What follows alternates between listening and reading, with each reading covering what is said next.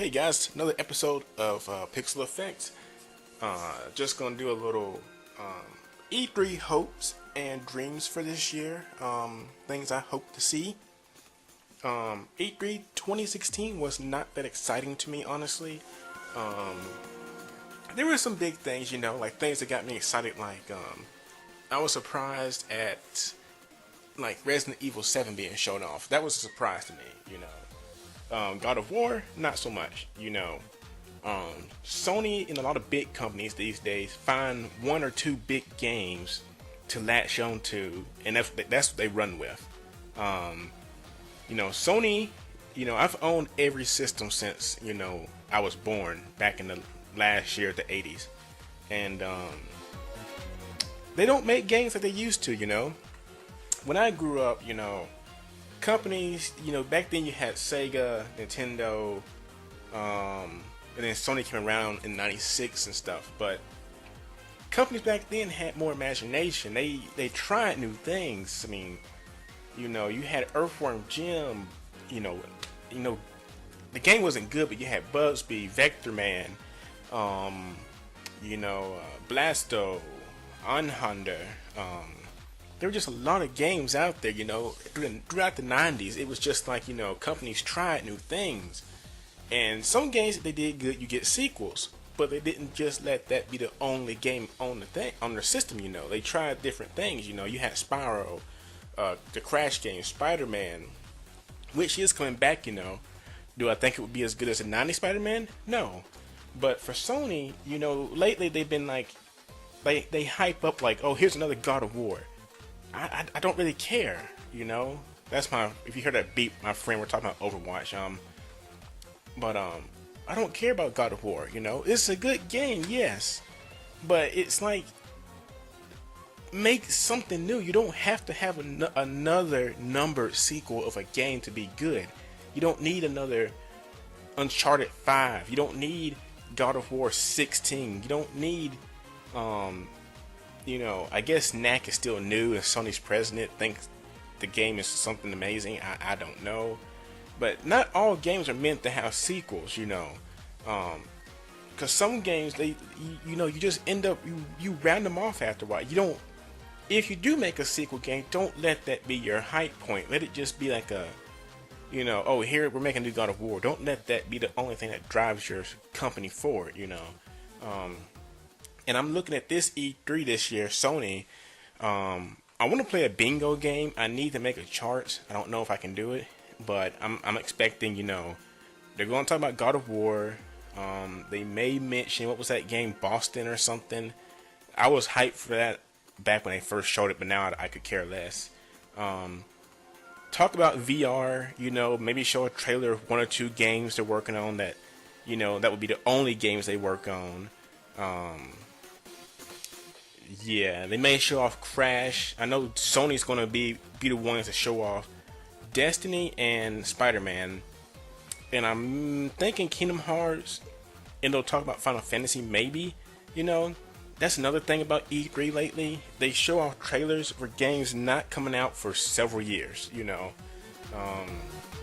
I'm looking at that. Kingdom Hearts will be shown off. They'll show off new levels. They'll show Mickey.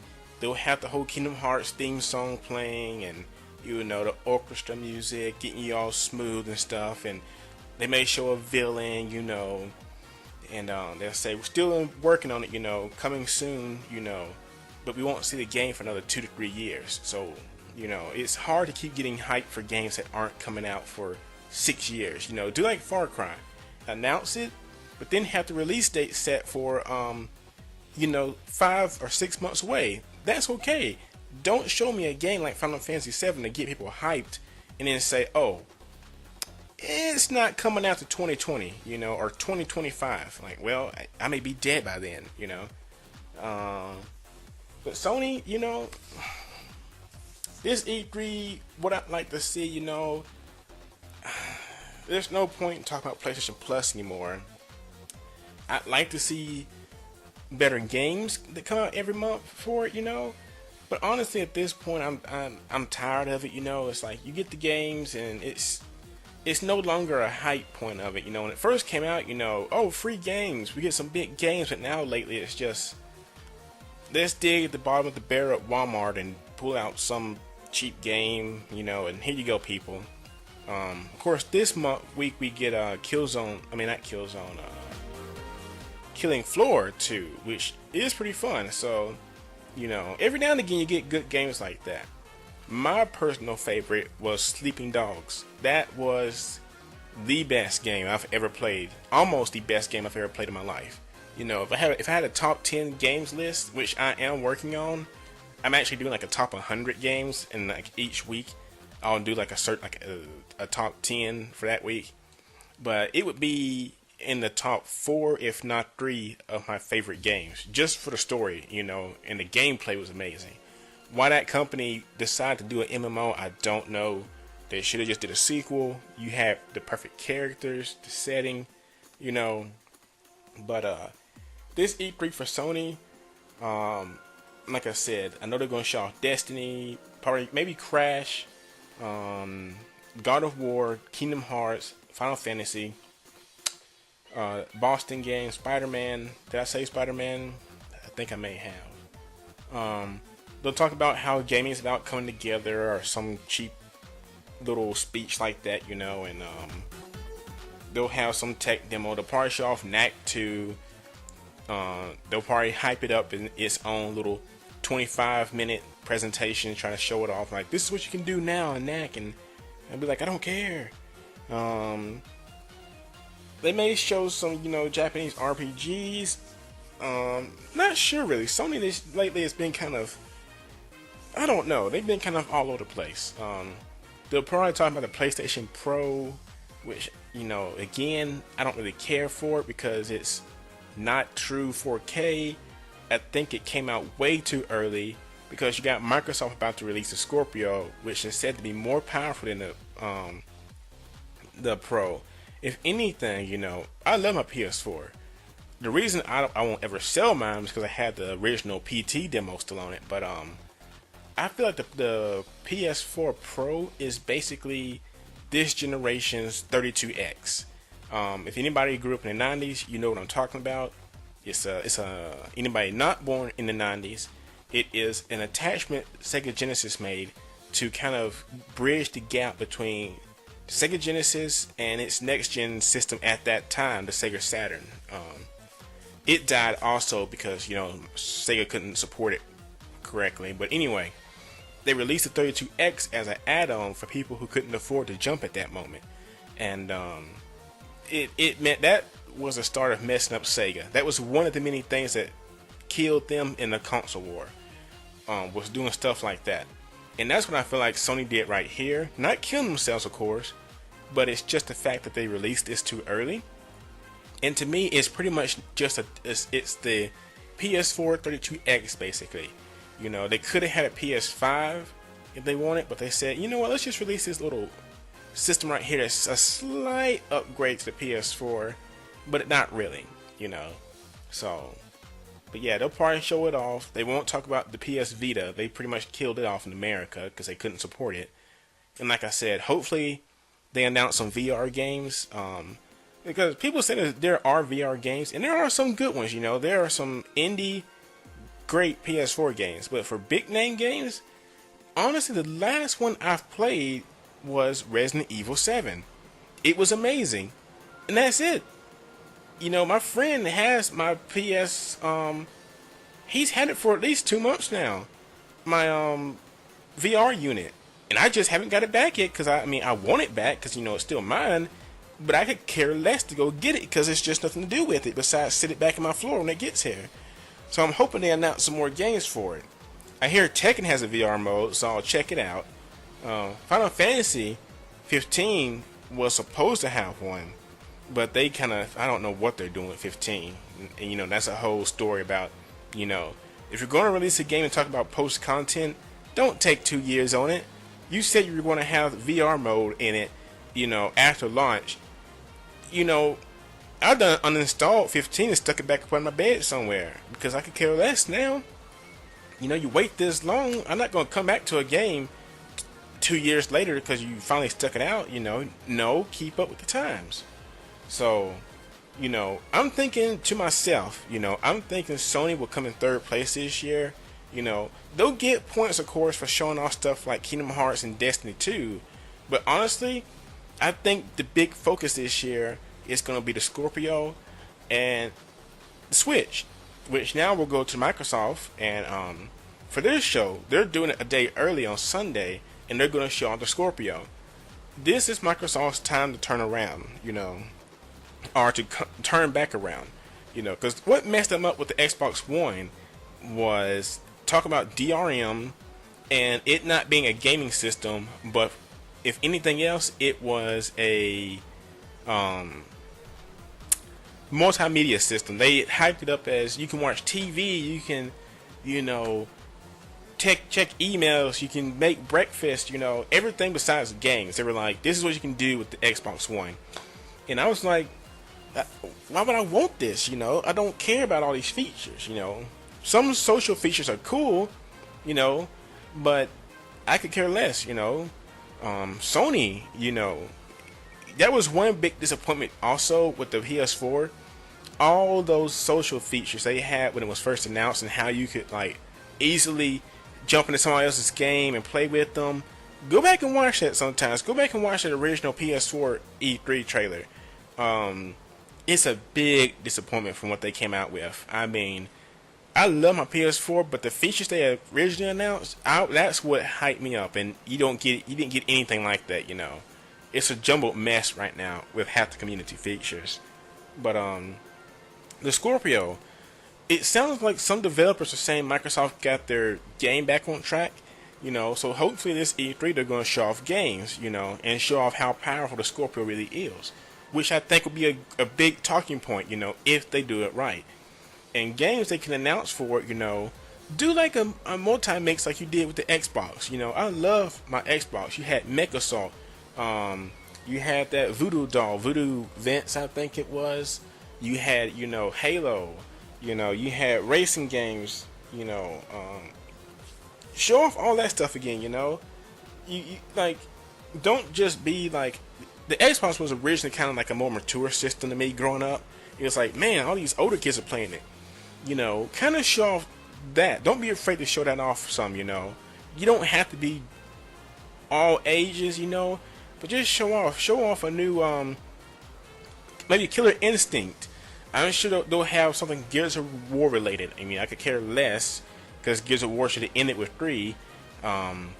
They'll probably show off, what else? They said no Halo this year, but I'm thinking they'll tease it. They'll probably have a new IP for the system ready. They'll probably have a few new IPs. They'll probably release backwards compatibility. That will be another kick in Sony's gut, because both systems, Switch and Microsoft, are talking about backwards compatibility, But Sony, you have to pay for the online service, I'd rather have a few games instead of having to pay each month a service to use the game. But for now, the Scorpio, it's shrouded in mystery, but I'm thinking they'll come in second place this year just from the Scorpio hype if they can do it right and announce it at a moderate price. I'm thinking $400 or $450. You come out with a price like that, ooh, buddy, you're gonna be a threat. So let's see what they do. Come Sunday, I'll be, I don't know if I'll stream it, but I know I will do a after show right after it, what I think of my thoughts on it.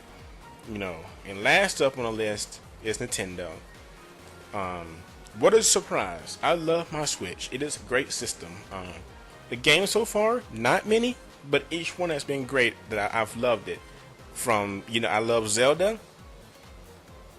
I didn't like Bomberman that much. I take that back. Mostly because the AI is horrible. Earning gold in the game sucks. And I like the characters, but my favorite Bomberman game was Generations and Jetters. Give me back that adventure mode. I want to explore and play around with the level. I hate just the grid for a story mode. But anyway, the Switch this year can absolutely kill E3. They can dominate and come out on top. They've already announced, they're going to show off Mario Odyssey. I'm super excited for it, because like I said again, I grew up in the 90s. One of my favorite Mario games is 64. They said Odyssey is meant to be like a 64 game where it's going to be an open kind of world where you can explore and go in stages. That excites me because I freaking love 64. Till this day, I still will go back and play 64. Mostly because of memories, like Dire Docks. But I like it's a great game. But they'll probably show it off. But ways they can dominate E3 this year, just come out with big name games, show off little previews, have Metroid.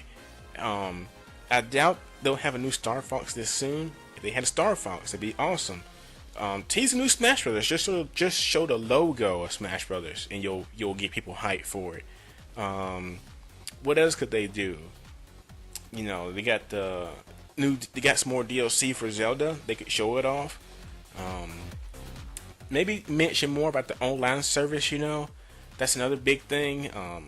It got pushed back to 2018, so it's still coming. I told people it's not going away, but it just got pushed back.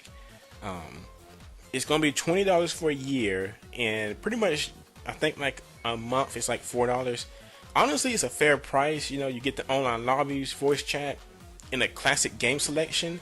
From what I understand, it's basically like a Netflix, where it's pretty much PlayStation Now, but instead of PlayStation Now, it's combined it'd be like if PlayStation Now was actually in your PlayStation Plus options. That's what they're doing right here.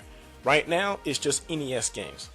I could see them putting in SNES games, not everything, but select games. I could see them adding that in, but I don't think we're going to be seeing 64 or GameCube games. I had some people talking to me like, I need to have 64 games and GameCube games, so I'm going to pay $20 a month, or $20 a year. I'm like, dude, if you get SNES and NES for $20 a year, that's pretty good. Don't tug the cord before, don't get greedy. You don't want to, that's all you're paying. Don't get greedy saying you want everything thrown in, because that's just being cheap. And lazy. It's hard to explain that. But yeah, if they come out showing like, Metroid, just big name games they have under their roof, I'd love to see another Mario Strikers game. Come up, show it off. That's about it I can think of. Another thing that would make me flip my table right now, if they came out and said, hey, guess what? Monster Hunter is coming to America this fall. Holy crap, I will literally get up, run around in circles in my house, screaming, sweet Mercy Jane. I don't know. I was trying to think of a word to say, but, I will scream. I will yell. I hate reaction videos, but I will literally get up and yell just because I want that game stateside. So I'm thinking they could own it, but we'll have to wait till not this week, but the next week. So, man, I can't wait. This could be a good E3, but like I said, for now, just me, I'm seeing it as Nintendo, Microsoft, Sony, in that order of who's going to do the best at E3 this year. But we'll see come this Sunday. If Microsoft does good, we'll still have to see Sony show. So each day I'll come out and say what I think, and then I'll do like a final what I think about everything I saw at E3 video, and then that'll be it for that. And then we'll just have to wait for the Tokyo Game Show for the actual games I want, Japanese RPGs and stuff. So, but those are my thoughts right now. Let me know what you think if you want to, but that's it for right now. Until later, I got a ton of stuff to get done tonight. Hopefully this week, since I've finally gotten through Tekken and a few things, I can finally start working on thumbnails. I keep saying that, and every week, this weekend was actually kind of slow. But I was recording stuff, so But hopefully this week it's a slow week, I think, at work and everything. I still got to study some, but if all things go well, I'll be able to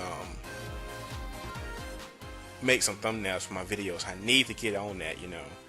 It'd be easier if I was more than one person, you know, and it'd be easier if I didn't have so many videos, you know, because I've been on YouTube longer than most people. It's just now I've started to gain traction a little bit, but I have over like 1,800 videos, you know.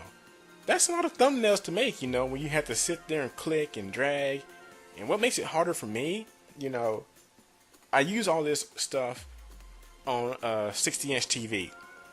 Let me tell you how hard it is to squint to see the mouse in Photoshop on a 60-inch TV when your screen literally expands everything. You know, even when you shrink it, your screen still tries to stretch it out for you, and it's like, I can't see where the mouse is. So think about having to do that for a picture, you know, several layers, 1,800 times, you know. It takes a while. But that's it for now, guys. I'll talk to you later. I love my new intro. I hope you guys like it too. I'm gonna be running with it for a while now. The other one was good. It was my first one I made, you know. I got the clip from somebody else, the actual template. Well, it was my first one I made, you know. I liked it, but since I moved the show to Pixel Effect, it was kind of dumb to have Dark Visor as the intro, you know, like, why does it say this when the show is called this, you know? So, now we got Pixel Effect. I love it. I love my outro still. It still works, you know. I like the color. I like the music. It's simple. Doesn't have to have 1,000 things to it. So, yeah. But until next time, guys, I'll see you because, you know, I'm getting tired. It's 11 o'clock here, and I gotta get to work tomorrow. So I'll see you.